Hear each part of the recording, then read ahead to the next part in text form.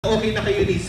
Para nakikita ko your friends na ulit. Oo, tsaka hindi naman, never naman kaming naging hindi friends. It ended well. Hindi kami nag-away, ganyan.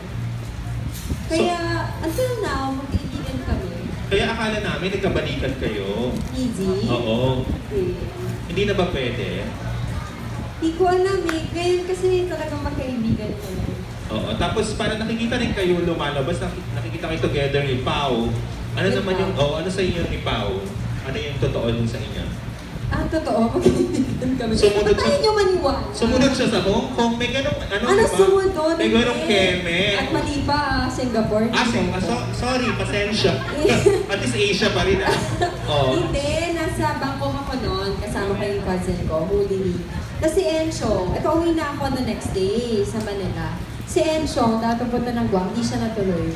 So tumawag siya, sabi niya, babe, kaysa umuwi ka ng Pilipinas, punta na lang tayo ng Singapore kasi 2 hours away lang yung Bangkok to Singapore.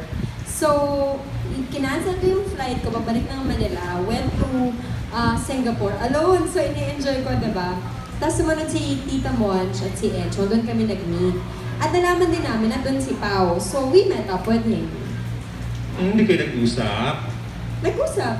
Hindi ka nag-usap na magkikita doon? Or ano lang? Hindi pero yun pa si Encho. Talaga ba? Ba't ka naman hindi din na single naman ako? Tama.